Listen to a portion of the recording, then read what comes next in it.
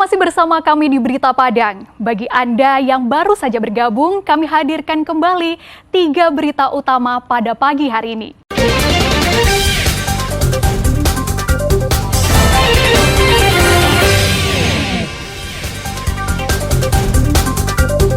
Sepasang suami istri luka-luka dianiaya iparnya sendiri karena kentut di depan iparnya itu. 7 pengedar narkotika ditangkap polisi dalam waktu 24 jam. Residivis ditangkap warga saat mencuri isi kotak amal sebuah masjid.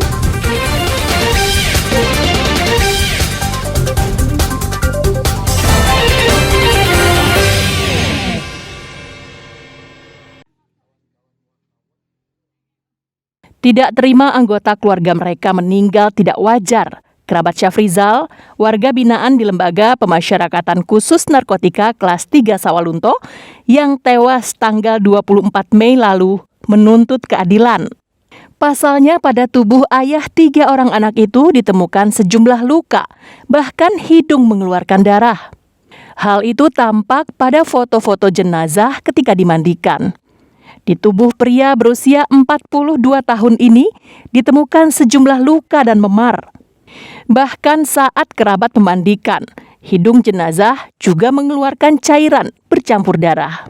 Saat ditemui di rumah duka di Jorong Sungai Ange, Nagari Simaraso Agam, Sabtu pekan lalu, sang ibu tak henti-hentinya berurai air mata saat menyaksikan foto anak ketiganya yang meninggal saat menjalani hukuman terkait kasus narkotika. Kondisi tersebut menimbulkan kecurigaan pada keluarga almarhum. Terlebih, mereka tidak mengetahui kalau Syafrizal telah dipindahkan ke Lapas Khusus Narkotika Sawalunto dari Lapas Kelas 2A Bukit Tinggi sejak 10 Mei 2022 lalu. Pihak keluarga hanya diberitahu oleh pihak Lapas Khusus Narkotika Sawalunto bahwa kondisi kesehatan Syafrizal menurun drastis, terputus minum obat, sering linglung, dan berhalusinasi. Bahkan sebelum dibawa ke rumah sakit, Syafrizal dilaporkan terjatuh. Itulah sebabnya pihak Lapas kemudian membawa Syafrizal ke Rumah Sakit Sawalunto untuk mendapatkan perawatan.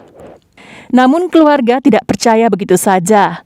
Mereka merasa ada kejanggalan pada kematian Syafrizal. Pihak keluarga menuntut keadilan dan telah menghubungi lembaga bantuan hukum untuk mencari fakta sebenarnya penyebab kematian kerabat mereka. Kita mau menuntut keadilan buat saudara kita yang meninggal secara tidak wajar di dalam lembaga. Waktu meninggalnya di Lapas Sawalunto, Bang, khusus narkoba. Kata mereka pihak keluarga yang meninggal ini karena putus obat dan jatuh, Bang. Dari hasil rekam medis di Rumah Sakit Sawalunto dinyatakan bahwa Syafrizal mengidap penyakit meningitis tuberkulosis atau peradangan di selaput otak. Jasad ayah 3 orang anak itu dikuburkan di kompleks pemakaman keluarga yang berada di Simaraso, Kabupaten Agam. Dina Amrina melaporkan dari Kabupaten Agam.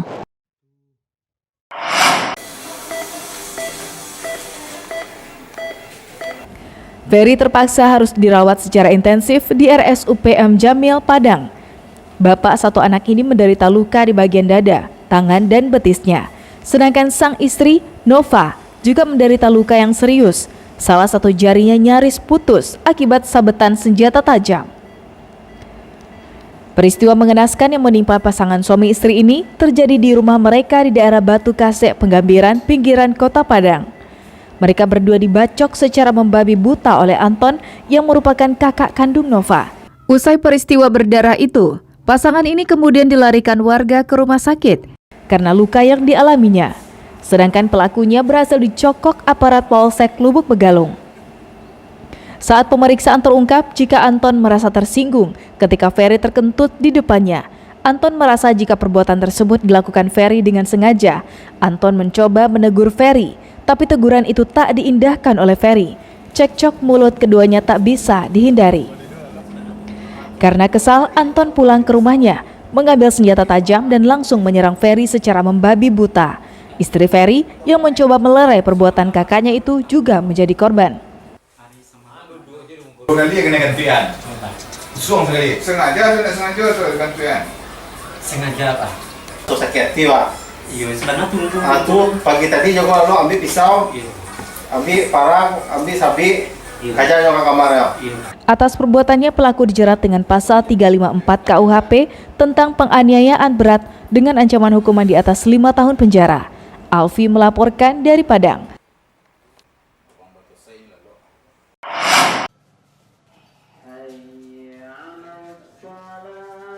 Peredaran narkotika marak terjadi di Payakumbuh. Buktinya, hanya dalam tempo 24 jam, jajaran Satuan Reserse Anti Narkoba Polres setempat berhasil menangkap 7 orang pengedar di 3 lokasi yang berbeda. Hebatnya, masing-masing lokasi tak saling berhubungan. Dalam penangkapan itu, petugas berhasil menyita 15 paket sabu-sabu berbagai ukuran, 6 paket ganja kering seberat 3 kg, 2 buah timbangan digital, dan peralatan untuk mengkonsumsi sabu-sabu. Penangkapan 7 orang pengedar narkotika ini diawali dengan tertangkapnya 2 pengedar sabu-sabu di sebuah SPBU pada Rabu dini hari di daerah Pari Ranta sekitar 1 km dari pusat kota Payakumbuh. Dari hasil pemeriksaan, Fadel dan Ade merupakan bandar sabu-sabu yang telah beroperasi sejak setahun belakangan. Sabu-sabu yang diperdagangkannya berasal dari kota di luar Sumatera Barat. Berselang 10 jam kemudian, tepatnya Rabu siang, 4 orang pengedar dan pemakai ganja ditangkap petugas di daerah Suwayan, Kabupaten 50 Kota, yang berjarak sekitar 15 km dari kota Payakumbuh. Dari mereka berempat, polisi menyita 5 paket ganja kering seberat 3 kg. Pengakuan tersangka ganja kering mereka peroleh dari seorang bandar yang berdomisili di kota Payakumbuh. Terakhir Rabu malam, seorang bandar sabu-sabu ditangkap petugas di depan sebuah toko serba ada di daerah Tanjung Gadang, pusat kota Payakumbuh. Gomo, pengedar yang tertangkap itu, dibekuk petugas saat menunggu orang yang akan membeli sabu-sabu miliknya. Dari tangan Gomo, petugas menyita 6 paket sabu-sabu ukuran sedang.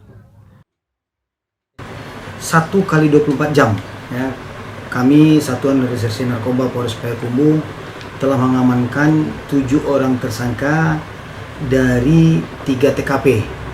Total tersangka yang telah kita amankan sebanyak 7 orang tersangka. Untuk total barang bukti ganja berapa kilo semuanya Pak? Kalau untuk narkotika jenis ganja, barang buktinya sebanyak kurang lebih 3 kg. Untuk sabunya Pak? Untuk sabu kurang lebih 6 gram. Kini ketujuh tersangka ini diperiksa secara intensif di Mapolres Payakumbuh. Mereka dijerat dengan Undang-Undang Nomor 35 Tahun 2009 tentang narkotika dengan ancaman hukuman yang berbeda-beda dari 6 tahun hingga 20 tahun penjara. Sri Luis melaporkan dari Payakumbuh.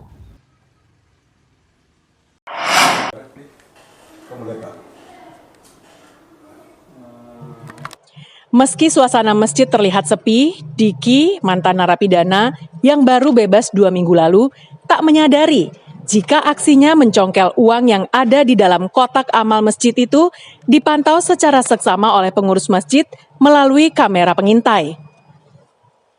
Awalnya Diki masuk ke masjid dengan gaya yang mencurigakan.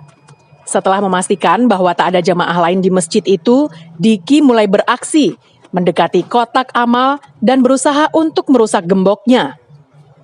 Upaya ini gagal karena kotak amal mempunyai gembok lebih dari 1. Tapi Diki tak kehilangan akal. Pemuda pengangguran ini pun berusaha mencongkel isi kotak amal tersebut. Saat Diki telah berhasil mengantongi uang kertas di kotak amal itu, pengurus masjid pun meneriakinya maling. Kaget karena diteriaki maling, Diki pun berupaya untuk kabur. Namun langkah Diki melarikan diri ternyata salah arah. Diki justru berlari ke arah kerumunan orang di pos pemuda. Dengan mudah pelaku pencurian ini dibekuk warga. Karena mencuri isi kotak amal, Diki pun babak belur dihajar massa yang emosi. Jiwanya tertolong setelah aparat kepolisian dari Polsek Padang Utara datang ke TKP.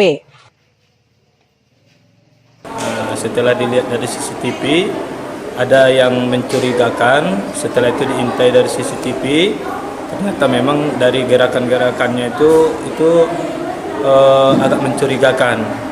Lalu yang bersangkutan mendekati infak kemudian dilihat sama petugas kita sudah mencongkel kotak infak kita, kemudian dapat uang, itu langsung diintai dari kamar, langsung dikejar sama petugas kita. Dalam pemeriksaan yang dilakukan di Mapolsek Padang Utara, Diki mengaku jika dirinya nekat mencuri uang kotak amal karena butuh uang untuk membeli narkoba. Saat sekarang, Diki masih ditahan di Mapolsek Padang Utara. Petugas sedang melengkapi berkas pemeriksaan mantan narapidana ini untuk segera diajukan ke meja hijau. Alfi melaporkan dari Padang.